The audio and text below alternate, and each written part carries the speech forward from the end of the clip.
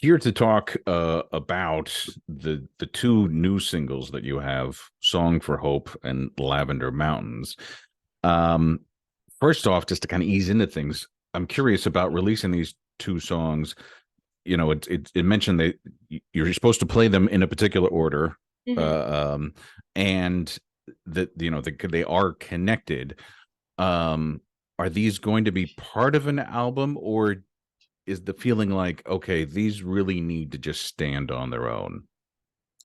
Um, well, both, they will be part of a bigger story, and probably still meant to be played in sequence, with Song for Hope being first, and then kind of not so much transitioning into Lavender Mountains, but once the two are out, I think it'll be a little bit clearer as to how they're pretty clear build from one to the next.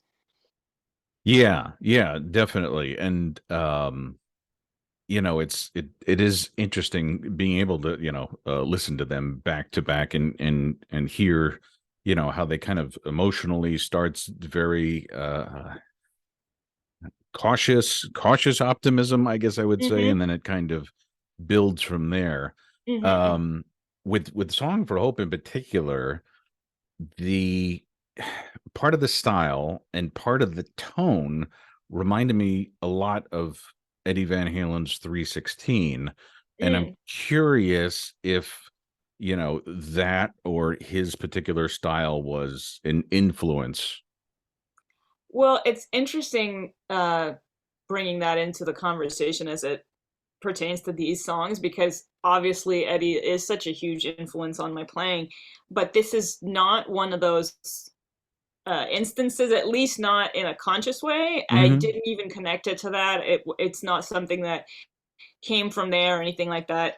Um, I I feel like some of the stuff that I've written leading up to this, not that I would necessarily use the word cinematic, but some of the more worldly things on my last album, Spectrum, I Hmm. feel like kind of have this not necessarily have to be played by the guitar type of romantic vibe to them. And so that was kind of the next thing in that journey to me, I think, and it became clear that it needed to be kind of just like a reverby solo guitar tune, washy, all that Hmm. it is. But actually, some of the style of that kind of tone actually came from Devin Townsend and his Casualties of Cool Stuff. If I'm Okay. drawing a more like direct, just a sonic influence, obviously it's a completely different body of work, Right. but yeah, yeah, just in a sonic thing. If I had to really draw it from particular influence. Right, right. And I don't know, and the other aspect is that made me think of it is because you and Eddie Van Halen obviously both have the chops and have, played some very intense material, and yet "Song for Hope" is so kind of tender is the word. Mm. It's sweet. It's Hmm.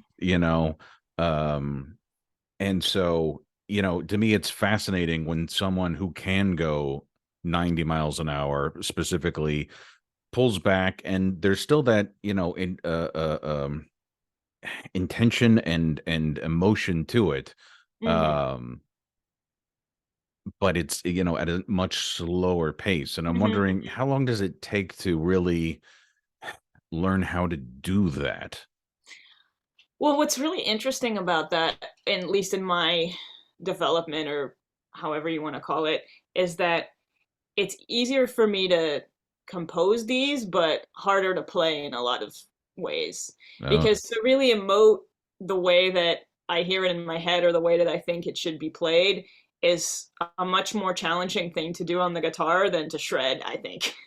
Or at least to me. And it's not necessarily the playing slowly, although that can be challenging too. But just learning how to pace, especially a solo guitar tune, you have to really be clear about the composition for it to convey, because you don't have anything else to go on. There's no transitions anywhere else. You don't have a drum fill to indicate that the next section is coming. You have to really be the storyteller on that.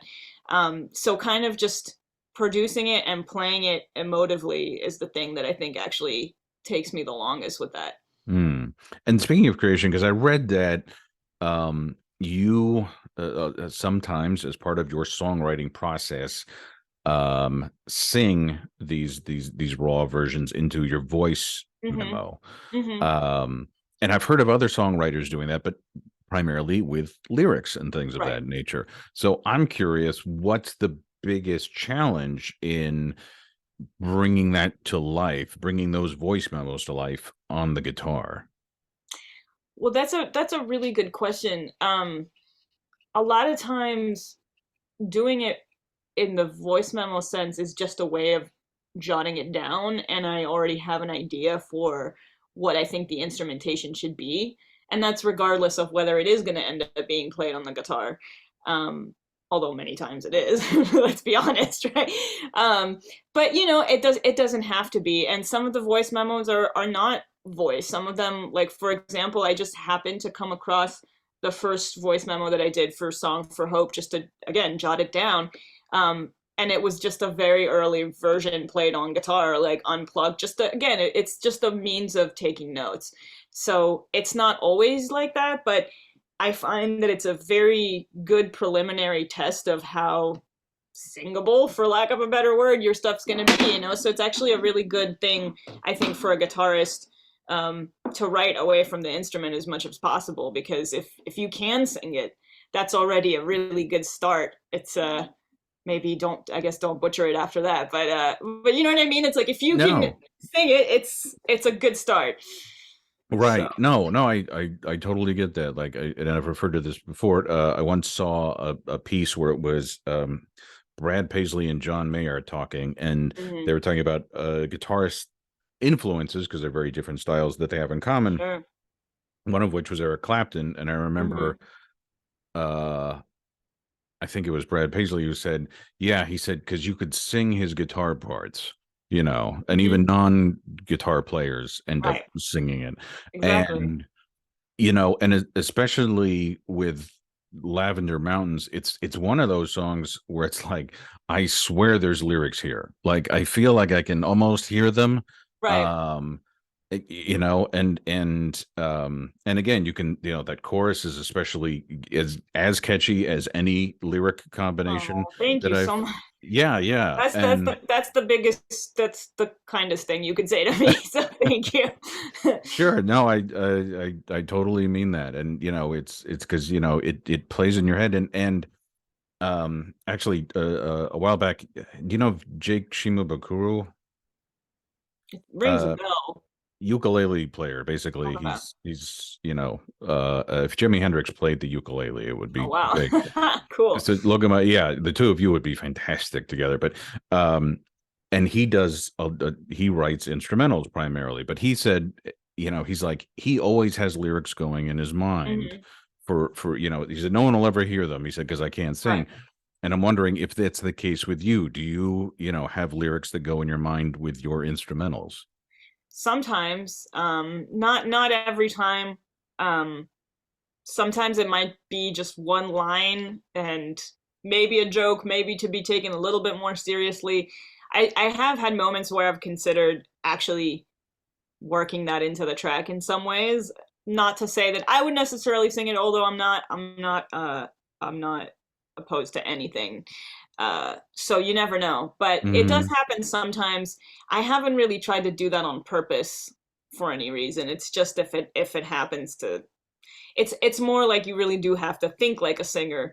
But I've been glad that it's never forced me to have to write lyrics, because I never felt like that's where my strong suit would be. So it's Hmm. kind of like my way of saying, okay, I'm glad you're not I'm not forced to do that, but I can still hopefully convey it with the music. So Oh, definitely. And one of the guys who's a precursor to your career, and who obviously proved that. There's a great video out there. I believe it's even on your channel, of you trading licks with Steve Vai, mm-hmm. and again, it's it's like it's like a duet, the two of you singing back and forth, even though there's Hmm. no words being spoken. Um, and I also read an interview you were talking about. I want to make sure I get the title right. Lavender Mountains, and you said this is quote my oral AURAL representation of the mountains that surround you in the Las Vegas area, Uh-huh. which is so you basically it's like you're painting with notes, Yeah, and I'm exactly. wondering what does what do you have to do, how at what point do you feel you developed the musical vocabulary vast enough to do something like that? Uh, well, I guess in that particular instance, it is something, and this is what I hope for every time, but that melody really came to my head, it just, I wrote in my head, I heard it, and the reason that I strive for that is because I feel like it's the most honest thought. It's like chances are if that's where it came from, that's really what you thought of. It wasn't distracted by the instrument or by anything else. No, not by hand shapes or not by, it's just you really have to think with your ears. So that's one of the situations where it came to that, but I feel like it took years to get to the point where what I hear in my head is clear enough to put down and to actually paint, so Right. it's developing that skill of like, okay, I think I'm hearing something and I'm like I'm reaching for it, and in the beginning, in the early stages, it would just be really foggy and I would be able to grab onto just maybe a couple of notes and then have to fish my way through the rest of it for a long time and kind of trial and error on the instrument until the rest of it kind of figured its way out and made sense, and then Yeah. you'd have to test kind of like, okay, is that really what I meant? Like kind of, so it was a lot of working on that until the picture just started becoming a little bit clearer every time. And now when I hear something in my head, I usually hear a lot more of the entire picture, or at the very least, just the entire melody or something to grab onto, with the suggestion of what the chords should be, or like enough to go by. Right. I think Okay. that's like the biggest thing, but it feels like a skill of its own. It's like it had to be polished and worked on specifically to kind of make it mentally easier to see what's going on. Right, right. And everything I've read from any other art form, like painting, it's Hmm. trying to get whatever is in the mind out Exactly. onto the page, which Yeah.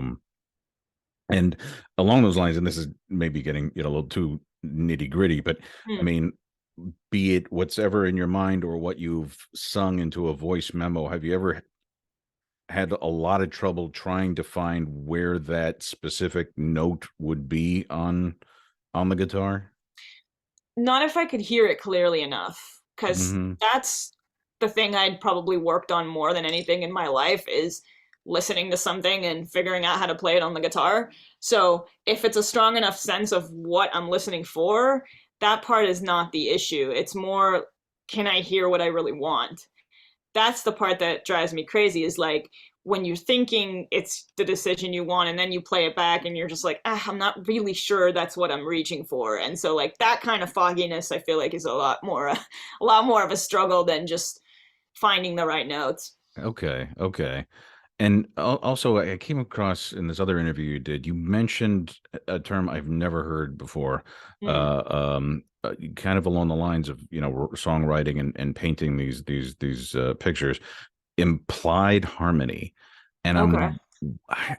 it sounds fantastic, but I don't know what you mean by that. So what that means is like if I hear a melody, obviously, like if you were to sing what you heard, you can only sing one note at a time, right? Hmm. So you can hear what the chords are kind of supposed to be, and I use air quotes because there's all kinds of ways to mess with that and make it something fancier or whatever, but there's usually a suggested set of chords that's going to go with whatever melody you're hearing. It's just that you can't sing that back with one voice, right? So whether or not you're hearing that, it's pretty much there. So when you go to your whatever other instrument or however you're doing it, then you can kind of by ear just figure out like, okay, with this melody that I'm hearing, here are the chords that like go along with it. Or you grab a guitar, like, you know, you've seen singers kind of strum along to find the chords that go along to the melody that they were singing or writing. That's what the suggested harmony is. It's just the set of chords that's kind of meant to go along with that melody. Okay. And along the lines of finding your sound or your ideal sound, you play now a custom Ibanez Mm-hmm. that you designed. Mm-hmm. What aspects did you put into that that you were not finding elsewhere in other Mm-hmm. guitars? So it's not only a few of the specs were things that I wasn't really finding, and the biggest thing was the pickup configuration of what's called a fat strat. So having the humbucker single is something that I mean it's there have been Ibanez RGs that had that in the past, but it's not something that's been around in the last few years at least. And I kind of that was to me the thing that was missing from my yellow 550 that I felt like was more versatile to me than people would have thought. But Hmm. I think I did a pretty good job of showing some examples of that, let's say. But Okay. anyway, to me, it worked in a lot of situations, and it felt like I could make it happen for a lot of different things that I needed. And so a lot of the specs in my custom guitar are kind of built on that, but with a few of those changes. So the pickup configuration was a big one for sure. Hmm. Okay. And you know, watching videos of you, you there's a dichotomy. Well, there's a dichotomy to everyone, but there's a dichotomy to you in that here now talking, and in every other case, you're very this mellow, calm person. But then the minute you start to play, you know, you get very expressive in your face, and you can see all the emotion. Right. What I'm wondering is, okay, does expressing that emotion help you convey what you want on the guitar better, or is that more you're being affected by the music? I think it's the latter. I mean, I guess it's hard to say what's the chicken and what's the egg, but Mm, I will say that I don't notice that I'm doing all the rest of it. You know what I mean? Like it's so in the moment and it's just, I guess, what goes along with it when I play, you know? And I can't, it's funny, you're not the only person that's said it in that kind of way before. mm, Um, but I mean, I just really think like when I'm playing, I can't, like every note counts. So I really feel like every second is everything is invested into that. yeah. So I guess it is as a result, but I guess it does take up a lot of energy, which is why maybe I'm kind of like slugging around in the rest of my life. I don't know. No, but I know what you're saying. So yeah. Yeah, and I mean, in some ways, it makes more sense than the people I've seen who are very stoic, even though Hmm. their hands are going a mile a minute and such. Hmm. Um, but I don't know. I feel like it becomes part of, for lack of a better term, the show.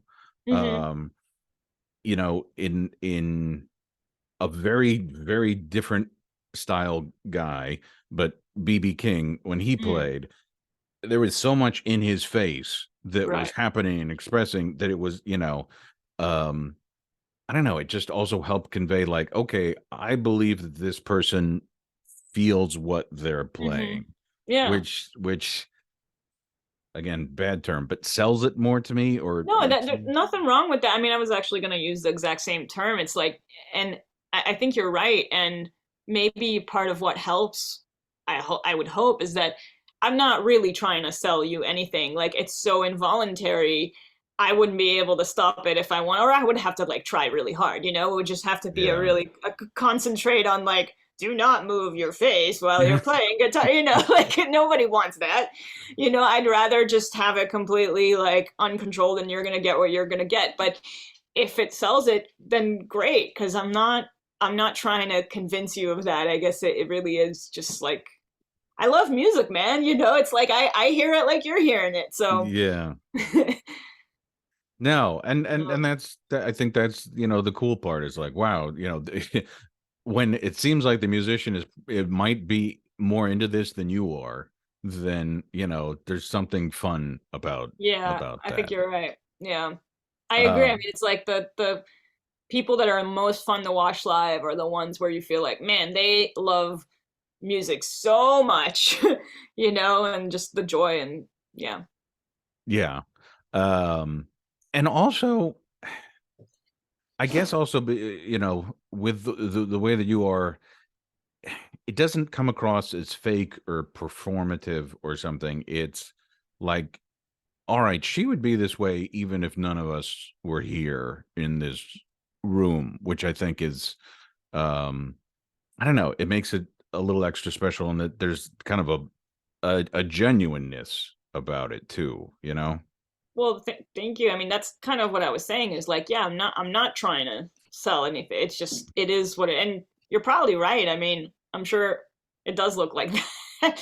When no one's watching it, yeah, it's exactly the same. Yeah, yeah. So, All right, so switching gears a little bit. I currently live in North Carolina, but I mm, grew up in the Los Angeles area, hmm. um, in the 80s. As a result, when me growing up, Oingo Boingo was one of the biggest bands, Mm, and that there was, and I was shocked to find out that they were not as big in the rest of the hmm, world as they were hmm.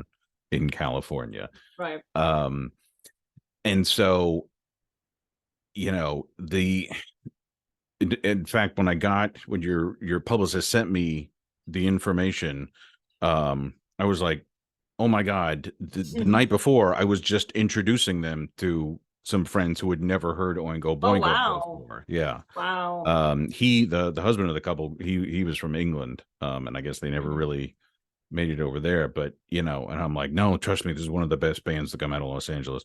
And so the fact that you've been playing with Danny Elfman, Mhm. I'm curious, uh, how has that influenced you as a musician? I mean, I think a lot of it is yet to be, I don't know. We'll see, because it's really over the last year that we've gotten to apply all the music that we were working on and take it to the stage and do the whole thing. But I think one big thing that I've noticed from the beginning of working with him and working on the album Big Mess, that had a lot of guitar parts played by a lot of different people, um, is just the way that he arranges guitar parts is very him. It's like it's not the same way that your average rock guitar player would arrange a song or a part. And for me, who always grew up trying to play as many things as one person at one time as possible, just the idea of splitting apart a certain way, not because you can't all play it at once, but just because he sees it as two different things or pan different ways, or any little thing like that is just something that I would not have ever thought of. But it's very him. It's like it's all the little things that make him and all those Elfmanisms that you hear in all the rest of his music. It's just the way that he would think about it with a guitar in his hands. And again, it's so different than any other guitar player that I probably, ever worked with. Um, so just thinking differently, I'm sure is just gonna have like I bet it already has, but I can't Yeah. pinpoint it. But I'm trying to learn and soak up as much as I can whenever I'm around him. So it'll come out in some way. Because I'm definitely aware of wanting to soak that up every time I have a chance to. Yeah, yeah. And it's also fascinating because, as you said, your your own solo work as you said, has become kind of more cinematic. Mm, Um, in some of its aspects. And so, do you think that makes do you have a shorthand way of communicating with someone like that who actually, creates these massive film soundtracks?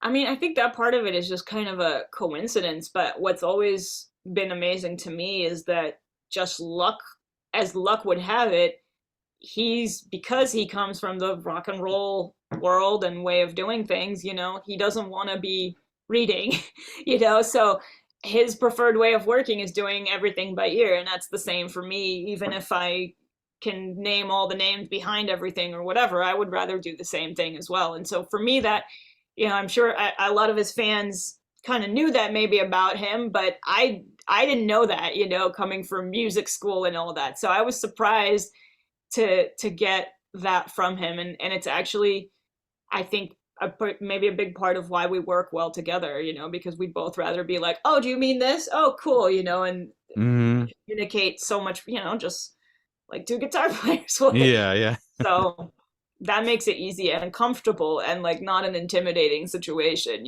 Right, right. And then speaking of theatrical, you've done a lot of work with Cirque du Soleil Hmm. and their Michael Jackson show in particular. Right. Watching clips of that, I just have to wonder, what was it like the first time you had to play a guitar that had fire shooting out of it at the same time? Because that's got to be a little intense. Well, I mean, luckily it is intense, but luckily they train you for it, right? So you're not the first few times you have the pyro training, as we call it. Yeah, right. Uh, one of the coolest terms there ever will be, probably. Um, that you don't play the stuff first. I mean, honestly, by the time you let the pyro go, you're at the end of the solo. So you're only playing like the trill build up lick at the end, that the ascending lick. So and by then again you're standing in one place. Like a lot of it is the positioning and the aiming. Hmm. And then once it's going, it's not that close to you. I mean, you're aiming somewhere, and everybody's trained to be out of the way. If it fires, it's because everything is working. You have a team of people that are watching over you and making sure that it doesn't fire if absolutely anything is just slightly wrong. And actually, that's what makes me more nervous, is if it didn't fire, something happened, and then you are kind of walking around with like a loaded weapon. So that's the part that makes me nervous, is either like before I fire it, I have to kind of perform with the guitar kind of pointing up as much as possible, Right. just out of safety. Don't, it's not going to go off, but don't point it at the audience. Right. Like there's certain things that are very obvious, I would hope. So again, but it happens. It's just so seldom that it doesn't fire, and we have contingency plans for everything. But when they train you for it, you're not really playing at the same time. You get used to the whole thing. You choreograph the entire move. I mean, it becomes automatic like everything else.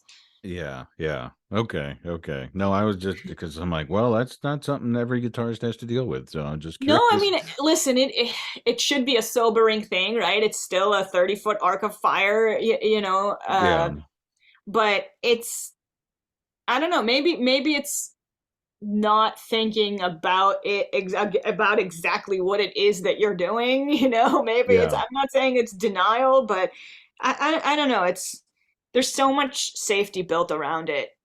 Right. There's so little that can happen that would put you at fault or risk of hurting anybody.